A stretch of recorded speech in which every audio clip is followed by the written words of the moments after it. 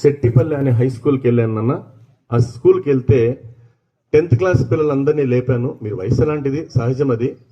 చాలా మంది పిల్లలు అడిగాను, నాన్న నువ్వేమవుతావు జీవితంలో, ఏమవుతావు అంటే అందరూ సరే రకరకాలు చెప్పారు. మళ్ళీ మీ హీరోస్ పేరు చెప్పండి అంటే వాళ్ళ అభిమాన హీరోల పేరు చెప్పుకుంటూ వచ్చారు. అందరూ రకరకాల హీరోల పేర్లు చెప్పారు. కొంతమంది అయితే హీరోయిన్ పేరు కూడా చెప్పారు వాళ్ళు. కానీ ఒక అబ్బాయి, నీ పేరేనా? హరీష్ లాగా అక్కడ మునిరత్నం అనే ఒక స్టూడెంట్ గుడిపల్లి మండలం శెట్టిపల్లి జెడ్పీ హై స్కూల్లో, అతనికి ఆల్రెడీ 102 ఫీవర్ ఉంది. లేచి నిలబడ్డాడు. బాబు ఎవరు నీ ఫేవరెట్ హీరో అంటే లేచి, అప్పటికే అబ్బాయి వణుకు పుట్టింది అనమాట, ఫీవర్ ఎక్కువ ఉంది, 102 10th క్లాస్.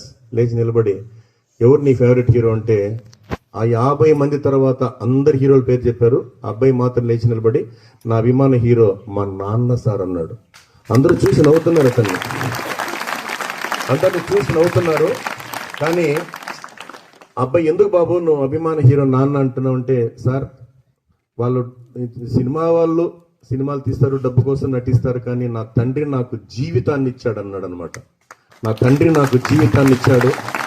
ఇంకొక హార్ట్ టచింగ్ స్టోరీ చెప్పాడు బాబు. సార్ మా నాన్న ఒక ట్రాక్టర్ డ్రైవర్ సార్. నాన్నకు కాలు 2 వీలర్ నడుపుతుంటే యాక్సిడెంట్ అయింది, కాలు ఫ్రాక్చర్ అయింది. 2 నెలలు డాక్టర్ రెస్ట్ తీసుకోమన్నారు సార్. కానీ మా ఇల్లు గడవడానికి కష్టమని చెప్పి ఒకవైపు చీమొస్తున్నా నెత్తురుస్తున్నా అలాగే కట్టుకట్టుకుని రోజు డ్రెస్సింగ్ చేసుకొని ఒక్క పూట కూడా మమ్మల్ని పస్తు లేకుండా మా కుటుంబాన్ని పోషించిన మా దేవుడు సార్ మా నాన్నన్నాడు. అబ్బా బంగారు బిడ్డ నన్ను. ఎందుకంటే నాన్న గురించి ఒక అద్భుతమైన టాపిక్ ఉందిరా.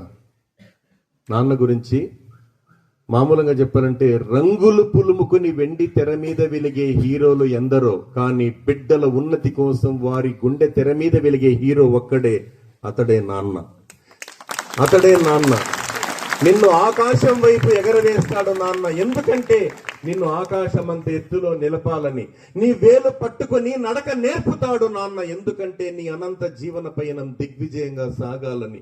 కూతురు పెళ్లి కోసం, కొడుకు చదువు కోసం మట్టి తల్లికి సలాం చేసే మహనీయుడు రా నాన్న అంటే అన్నారు. ఒక్కసారి ఈ ఇంటర్ స్థాయిలో మళ్ళా చెప్తున్నా, నీ తండ్రి విలువ తెలియాలంటే నువ్వు తండ్రి అయితే తప్ప తెలుసుకోలేవు. కాబట్టి వాళ్ళు భూమి మీద ఉన్నంత వరకు వాళ్ళని కంటికి రెప్పలా కాపాడుకుంటామని ఆత్మవిశ్వాసం, ఆ తండ్రి కష్టం మీకు గుర్తొస్తే ఒక్కసారి మీ నాన్నగారికి మనస్ఫూర్తిగా అభినందన ఇవ్వాలని మనస్ఫూర్తిగా కోరుకుంటున్నా బంగారం. Thank you.